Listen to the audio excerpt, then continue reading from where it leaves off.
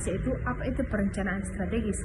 Perencanaan strategis merupakan aktivitas manajemen bisnis yang bertujuan untuk memastikan perusahaan serta seluruh stakeholder yang terlibat di dalamnya bekerja sama untuk mencapai tujuan bisnis yang sama.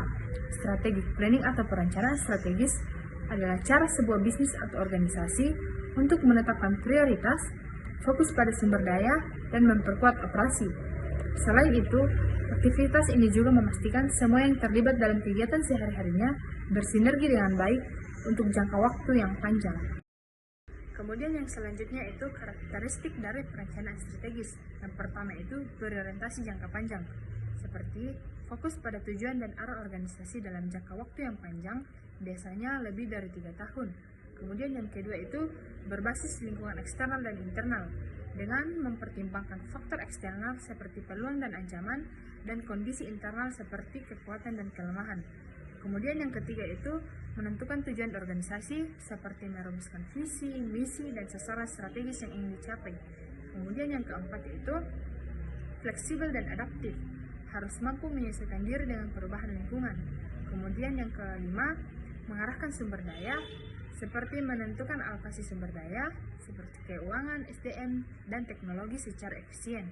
Kemudian yang keenam itu memandu pengambilan keputusan seperti menjadi dasar dalam pengambilan keputusan manajerial di seluruh tingkat organisasi. Kemudian yang terakhir yaitu melibatkan manajemen puncak, umumnya disusun oleh manajemen tingkat atas dan membutuhkan komitmen penuh dari mereka. Adapun perencanaan strategis yang dibutuhkan. Strategic planning adalah hal yang perlu dilakukan secara detail, meskipun memakan waktu yang cukup lama. Perencanaan strategis membawa banyak manfaat bagi bisnis dan semua orang yang terlibat.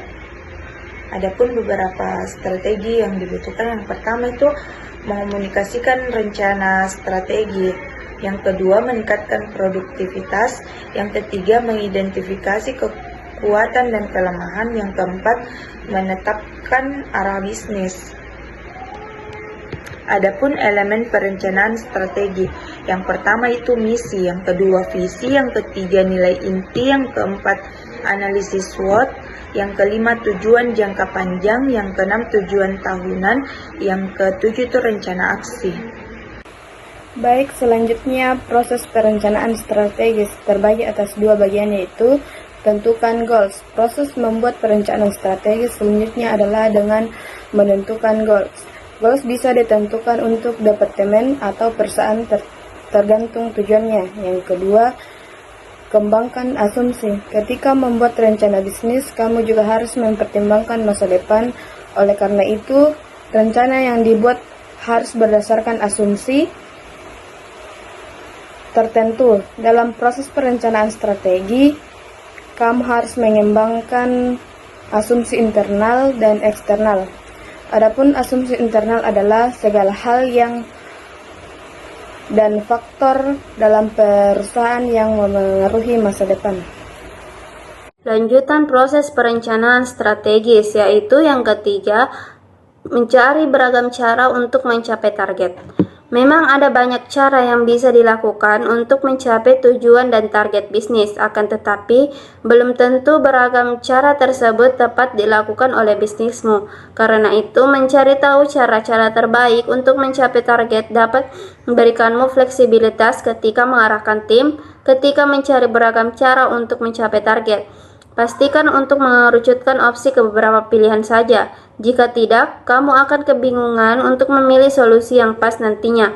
Pastikan juga untuk mempertimbangkan kekuatan dan kelemahan dari setiap cara tersebut, terutama bagaimana setiap opsi dapat berkaitan dengan tujuan bisnismu. Yang keempat, pilih action plan. Langkah selanjutnya dalam proses perencanaan strategis adalah memilih action plan. Idealnya rencana strategis yang dipilih adalah yang dianggap paling menguntungkan. Namun sebelum memilihnya ada beberapa hal yang perlu dipertimbangkan, seperti menghindari rencana yang berpotensi membuat bisnis mengeluarkan biaya berlebih, memilih rencana dengan konsekuensi negatif paling sedikit, dan yang terakhir memilih action plan yang fleksibel dan adaptif. Yang kelima, kembangkan rencana pendukung. Tahap selanjutnya dalam proses perencanaan strategis adalah mengembangkan rencana pendukung. Rencana pendukung dapat memastikan rencana utama dapat berjalan lancar, sehingga isi dari rencana ini akan tergantung pada target dan tujuan yang ingin dicapai, seperti jika tujuan utama dari bisnismu adalah meluncurkan produk baru, maka rencana utama akan berisi hal-hal seperti riset produk, mengembangkan marketing plan, mengatur proses manufaktur produk.